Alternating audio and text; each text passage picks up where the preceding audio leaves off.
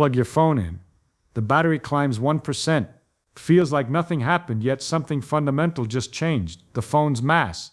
Not feel it in your hand mass. Real physics mass. If that sounds impossible, good, because it forces one nasty question. What is mass really? Take your phone, put it on the table, now plug it in. The little lightning bolt appears. Electrons shuffle around somewhere. A number on the screen climbs from 12% to 13% to 14%, and it feels like nothing happened. But a very specific thing happened. Something that sounds like it belongs in a nuclear reactor, not in your pocket. You changed the mass of the phone. Not the my hand can feel it kind of heavier. Not the table bends kind of heavier in any noticeable way. But in the strict physics sense, mass as what resists acceleration and as what gravitates. There's a real question here. When you charge a phone, do you actually add mass to it? Most people have one of two instincts. Instinct number one, no. Mass is matter. The phone didn't gain atoms. It didn't gain material. So how could it gain mass? Instinct number two, maybe yes, because energy is related to mass.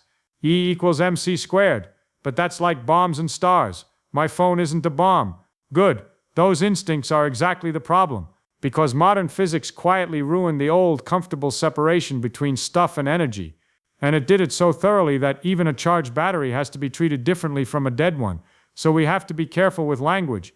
First, what do we mean by heavier? In everyday talk, heavier means it weighs more. Weight is the gravitational force on an object. If you stand on a scale, it measures the force your body exerts on the scale. That force depends on gravity. Go to the moon and your weight drops, but your mass is basically the same. Mass is the deeper property. It's the thing that tells you how hard it is to change an object's motion. Push a shopping cart. Push a car. Same push, very different response. That's inertia. That's mass. And in Einstein's world, there's another layer. Mass is also a kind of bookkeeping for energy. Not because of philosophy, because it shows up in experiments, and the equations demand it. Now your phone has mass because it contains atoms. That's obvious. But inside those atoms and between them, there's energy everywhere. Electrical energy, chemical energy, thermal energy, binding energy. Some of that energy is locked in ways that don't look like motion at all. A battery is basically a device for putting part of that energy in a rearrangeable form. Charge it, and you force charges into an energetically uphill configuration. Discharge it, and you let them roll downhill through your circuit, doing useful work on the way, lighting pixels, driving speakers, heating chips. So charging the battery increases the phone's internal energy. That part isn't controversial. The controversial part is this. In relativity, increasing the internal energy of a system increases the mass of that system, not the mass of a single electron or a single lithium ion. The total mass of the whole closed system. The phone is one object. That's not a cute slogan. It's what E equals sine mc quadrate actually means when you stop using it like a poster. But we have to say it right, or it turns into nonsense. E equals sine mc quadrate does not mean energy turns into matter in the everyday sense. It means that mass is one way energy shows up when you look at a system from the outside. If a system has more energy, any kind of energy, then the system has more inertia, more resistance to acceleration. And in a gravitational field, it also has more weight, because gravity couples to energy. That sentence, gravity couples to energy, is one of those quiet, dangerous sentences. It's why light bends near the sun. Light has no rest mass, but it has energy and momentum, and gravity responds to that. So if gravity responds to energy, then a charged phone should weigh more than a dead phone. By an amount so small you can't feel it, but not zero. Now we can finally define the problem cleanly. A phone starts with some internal energy. You plug it in and add energy ΔE to the battery. How much extra mass ΔM does the phone gain? And then the next problem, if this is true, why has nobody ever weighed a charged phone and watched the scale move? And then the deeper problem, the one that actually matters. If mass changes when you store energy, what is mass really? Is it still how much stuff you have? Or is it something else? Because the old picture, mass as a count of atoms, starts to look like a crude approximation, useful, but not fundamental. Now, before the math, there's a trap we have to avoid. When you charge a phone, you're not just adding energy. You're also usually changing its temperature a little bit. You're also maybe evaporating a tiny amount of water off your fingers. You might be warming the air. You might be moving dust. In the real world, there are 1,000 effects bigger than the one we care about. So we have to imagine an idealized situation, like physicists always do. A phone inside a sealed box. Nothing enters or leaves except energy, delivered as electrical work through some perfect connection. No mass exchange, no air currents, no moisture loss. The only net change is the phone's internal energy. In that situation, the mass of the box plus phone system increases when you charge it, period. But the mass increase is ridiculously small because c²8 is enormous. The speed of light is about 300 million meters per second. Square that and you get a number so huge it's hard to treat it like a real thing, about 9 × 10⁻⁶ in SI units. That means a joule of energy, the kind of energy you get from lifting an apple about a meter, corresponds to a mass of only about 1.1 × 10⁻⁸ kilograms. That's not small, that's absurd. And your phone battery, when fully charged, might store, 10 watt-hours, 15, 20, depends on the phone. But even if you don't know the exact number, the scale is clear. It's tens of thousands of joules, not 10⁻16 joules. So the added mass will be on the order of micrograms, nanograms, something like that. We'll pin it down later with an actual estimate. For now, just feel the imbalance. Batteries store enough energy to run a computer for hours, and yet the mass equivalent is still far below what any normal scale can see, which is why the claim sounds like a trick. But it's not a trick, it's a lesson about what energy really is in physics. Energy isn't just a number that tells you how long your phone lasts. It's something with physical consequences. It affects inertia. It affects gravity. It affects what the system can do. And the real punchline is this: your phone doesn't have a single fixed mass in the way you imagine. Its mass depends slightly on its internal state. A warm phone has more mass than a cold phone. A phone playing a loud video has more mass than the same phone at rest because it contains extra energy in vibrating air and moving parts and excited electrons, again tiny, but real. A phone with a charged battery has more mass than the same phone with an empty battery.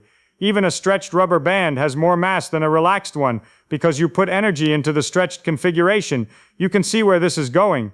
If you take E=mc² seriously, mass stops being a material identity. It becomes an accounting of total energy in the rest frame of the object. So part 1 is really about setting up the discomfort. You live your whole life thinking mass is what stays when you subtract everything else. You can melt a block of ice, you can reshape it, you can heat it, cool it, charge it, discharge it, and you imagine the mass is basically the same unless you lost material. Relativity says no. Those changes are changes in energy, and energy is not weightless. So we're going to do 3 things in this series. First, get the concept clean. What exactly counts as energy added to the phone, and why it has to appear as extra mass when the phone is at rest. Second, make the estimate. Take a realistic phone battery, convert its stored energy into mass, and see the number. Not as a symbol, as an actual amount. Something you can compare to a grain of sand, a fingerprint, a puff of air. Third, deal with the madness of measurement. Why it's so hard to weigh, what would swamp the effect, and what kinds of experiments could in principle detect it. Because physics isn't complete until you can say how you'd know. But for now, hold on to the central question because it's the thread that pulls the whole sweater apart. If charging a battery increases mass, then mass is not how much matter. Mass is how much energy is trapped inside a thing.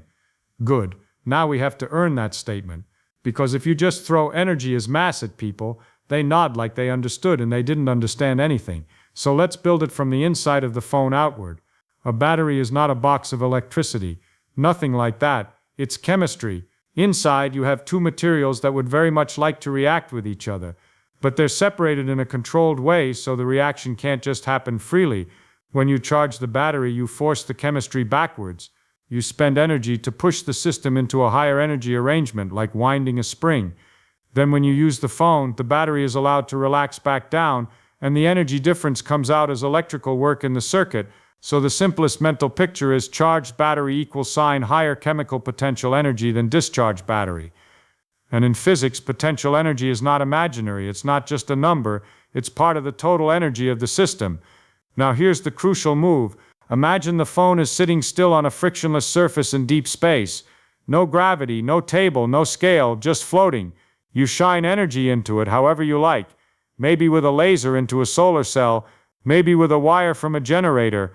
You deposit an amount of energy, DLT, and after everything settles, the phone is again just sitting there, not moving, but internally it's in a higher energy state. Question: if you now push the phone with a fixed force for a fixed time, will it accelerate the same as before? Relativity says no. It will accelerate slightly less. It has slightly more inertia, And the reason is not mystical, it's conservation of momentum and energy working together. If a system's total energy increases and the system is at rest, then in the rest frame that extra energy contributes to the system's rest energy, and rest energy is related to rest mass. That's what the famous equation is really about, E_rest equals sine mc quadrid. It's not energy becomes matter, it's the mass of a stationary object as a measure of its total internal energy. So the phone's mass is not just the mass of the atoms, it's the mass of the atoms plus the mass equivalent of all the internal energy, chemical energy, thermal energy, electromagnetic energy, stresses, everything. Now we can do the everyday calculation, and this is where it becomes fun because the number is simultaneously real and insulting. Let's pick a realistic phone battery. A common capacity is around 4,000 milliamp hours at about 3.8 volts nominal. If you multiply those, you get energy. 4,000 milliamp hours is 4 multiplied by 3.8 Vi. Energy is when 4 trex 3.8 Vi equals sine 15.2 Wh. A watt hour is 3,600 joules. So 15.2 Wh is 415.2 Wh, 54,720 J. Call it 55,000 joules roughly, from empty to full. Not exact, but close enough to see the scale. Now convert energy to mass. dfm 14 dolt e se que tri, c que tri 9 trex 1016 in SI units. So dfm 55,000 psi and 9 trex 1016. That number is ugly. Let's translate. 1 kilogram is huge. 10 metamorphic of a kilogram is 10 metamorphic grams. So delta m dl 6 times 10 metamorphic grams. That's 0.6 nanograms. A nanogram is a billionth of a gram. If you put your finger on the phone and lift it, the oils you leave behind are vastly heavier than that. If a single dust speck lands on it, that might outweigh the battery's full charge. If the phone warms by a tiny fraction of a degree, the thermal energy change could be comparable. Even humidity changes can add and remove micrograms of water from surfaces, millions of times bigger. So yes, charged phones are heavier, and no, you're not going to catch it on your kitchen scale. Now you might object, wait, my phone's battery can deliver enough power to feel dramatic, fast charging, heat, bright screen. How can the mass be less than a dust speck? Because chemical energy is powerful in the everyday sense, but tiny compared to C-quater. C-quater is the conversion factor that tells you what a lot of energy really means on the mass scale. To get 1 single gram of mass from energy, you'd need equal sign mc-quater equal sign 0.001 kilograms tex 9 tex 1016 9 tex 1030 joules. That's 90 trillion joules. Your entire phone battery is 55,000 joules.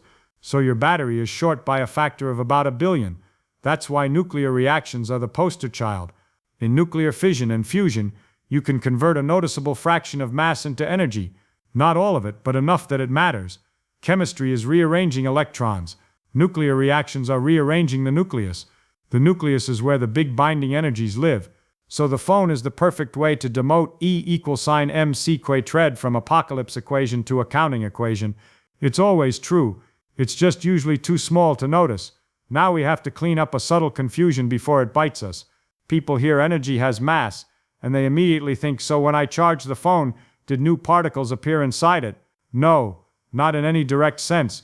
What happened is, the same particles, lithium ions, electrons, atoms and electrodes, shifted into a higher energy configuration. The energy difference is stored in electromagnetic interactions and chemical binding, and binding energy is part of mass. That's not a battery-specific weirdness. It's already true in a simple object like an atom. A hydrogen atom has slightly less mass than a free proton plus a free electron added together. Because when they bind, they release energy. Photons carry it away. The bound system has lower energy, so it has lower mass. Same with nuclei. A helium nucleus has less mass than 2 free protons and 2 free neutrons. The missing mass is the binding energy that left when the nucleus formed. That mass defect is not a defect. It's the point. So in the battery, it's the opposite direction. You're increasing the internal energy, so you increase the mass. Now, this matters. Your phone does not gain mass because electricity is heavy. The electrons don't pile up and make it heavier like water in a tank. In a normal charging process, the phone remains electrically neutral overall. Charge is moved around, but you're not importing a net chunk of electrons and leaving them there. The cable carries energy, not a permanent deposit of extra charge. Energy transfer in a circuit is subtle. The electrons drift slowly. the energy flows in the electromagnetic fields around the conductors, but no matter how you picture the plumbing, the end result is more internal energy stored in the phone, and that's what shows up as extra mass. Now let's connect it back to weight, because that's the word everyone uses. If you put a fully charged phone and a discharged phone on a perfect scale in the same gravitational field, the charged one exerts a slightly larger force. It weighs more. In Newtonian terms, weight is mg. If m increases, weight increases. Weight increases. In Einstein's deeper view, gravity responds to energy. So a higher energy object sources a slightly stronger gravitational field and responds to gravity slightly more. Same conclusion, but here's the catch.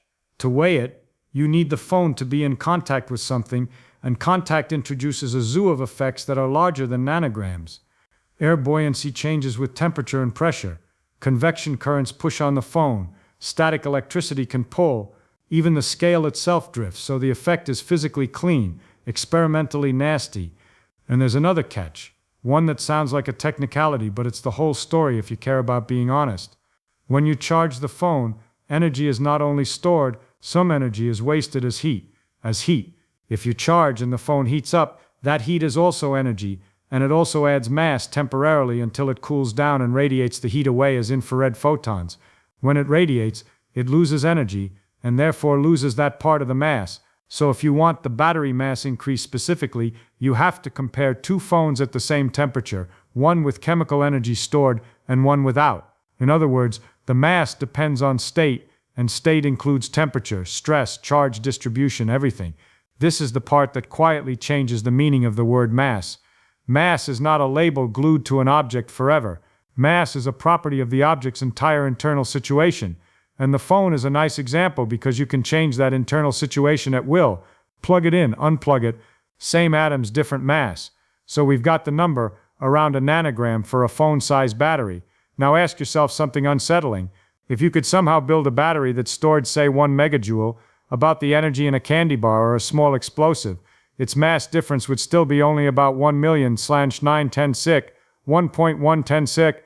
You need absurd energy before the mass difference becomes something you could casually measure. That's not because the effect is fake, it's because C-query is so enormous that ordinary energies correspond to tiny masses. So the equation is not dramatic because it always makes big bangs.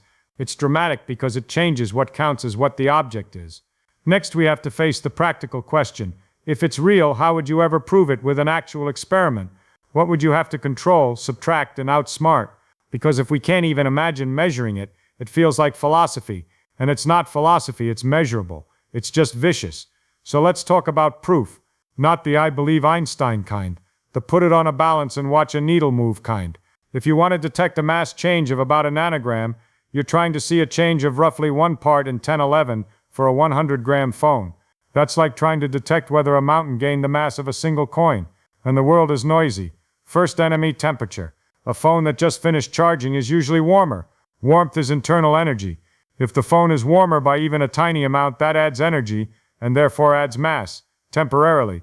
But it also changes air buoyancy. It creates convection currents. It changes the scale's drift. You get pushed around by the environment in ways that are absolutely gigantic compared to a nanogram.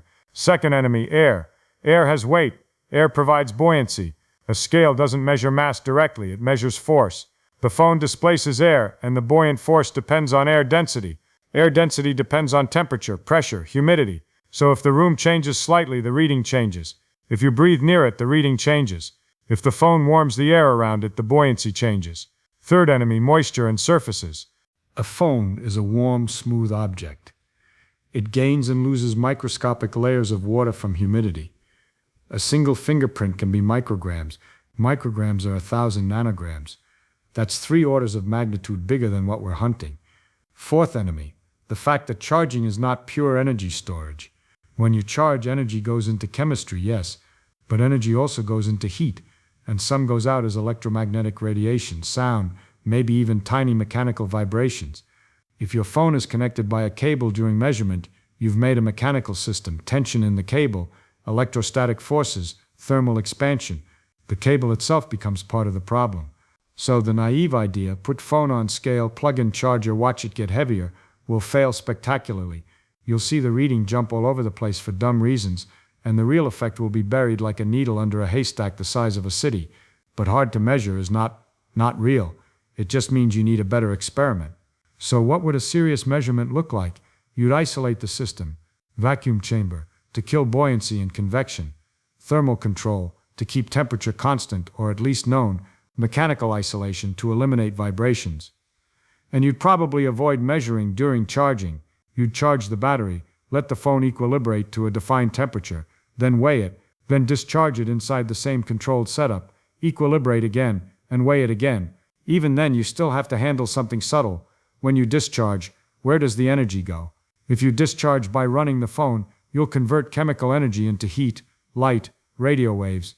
If those escape the system as photons, the phone loses energy and therefore loses mass. That's what you want. But you must make sure the energy truly leaves. If it stays as heat in the phone, you didn't change total energy much, you just changed its form. So the cleanest thought experiment measurement is discharge the phone by sending the energy out through a resistor that is not part of the weighed object. Let the phone radiate away any leftover heat until it's back to the same temperature. Then compare. That's the same idea used in precision mass measurements in physics. Compare two states of the same object under controlled conditions and track energy flows meticulously. And there's an even cleaner way. Conceptually, instead of a phone, use a capacitor. A capacitor stores energy in an electric field. Charge it, and energy sits in the field between two plates. In principle, that stored energy also adds mass, and a capacitor can be charged and discharged without chemistry, with extremely well-defined energy, and with less messy side reactions. People have actually thought about experiments like this. The effect is tiny, but the idea is straightforward. Stored electromagnetic energy contributes to inertia and gravity. In fact, the deeper statement is, any isolated system has a mass equal to its total energy in its rest frame divided by c quadrate. That includes a box of hot gas. That includes a compressed spring. That includes a spinning flywheel. That includes a charged capacitor. That includes your charged phone. So the phone is not special. It's just emotionally satisfying because you own one and it feels like cheating to bring Einstein into your pocket. Now we have to address a question that always shows up once people start to accept this. Okay, if the phone gets heavier when charged, where is that mass located? And the honest answer is that question is partly wrong. Mass is not a blob you can point to. The added energy is distributed in the system's internal degrees of freedom, chemical bonds, electromagnetic fields, tiny shifts in electron states. If you insist on a location, you end up chasing it into the fields, because the energy is in the field configuration as much as in the particles. So the real shift here is not a detail about phones. It's a shift in your mental model of reality. The old model says objects are made of matter. Matter has mass.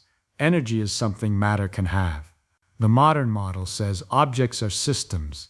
Systems have energy. Mass is one way that total energy reveals itself when the system is at rest. Matter is just one very stable way to trap energy for a very long time. And that's why E=mc quadrate is not mainly a bomb equation. Bombs are just a rude demonstration that you can unlock energy quickly. But the quiet truth is more unsettling. Everything you call mass is already energy locked up, bound, constrained. Even the mass of ordinary matter is mostly not the rest mass of fundamental particles in the way people imagine. In a proton, for example, most of the mass comes from the energy of quarks and gluons moving and interacting inside. Binding energy, kinetic energy, field energy again. So your phone gaining a nanogram when charged isn't a gimmick. It's a tiny window into what you are too. You are not a bag of matter with a little energy running through it. You are a temporarily organized pattern where energy is trapped in chemical bonds, electric potentials, and thermal motion, kept from falling into equilibrium for a while. And when you eat food, you don't add substance in some abstract sense. You're loading chemical energy into a system and then spending it to maintain order, muscles, thoughts, memories. You are in a very literal way charging yourself against the tide of entropy. That's the cosmic zoom-out hiding in a phone charger. The universe lets you store energy in arrangements. Those arrangements have mass. They gravitate, they resist being pushed around, and they can be dismantled slowly or violently back into heat and radiation. So the next time you see the battery icon fill up, don't think electricity went in. Think the phone's total rest energy increased, its inertia increased, its gravitational mass increased by a nanogram. Real, unavoidable, not negotiable. And if that feels absurd, good. That's the right reaction. because the universe is not obligated to match the categories your brain evolved to use for throwing rocks. If you want to keep going after this, the next questions are even better than the phone. If a hot object is heavier than a cold one, does a star weigh more when it's shining? If energy gravitates, why doesn't a box of light collapse into a black hole immediately? If mass is total energy, what exactly is rest mass for something like light that can't rest? That's where physics stops being a set of definitions and becomes a set of constraints, things nature allows and forbids. If you want more of that kind of thinking where everyday objects become experiments, stay with this channel, because the weirdest parts of physics aren't hiding in particle accelerators, they're hiding in your pocket.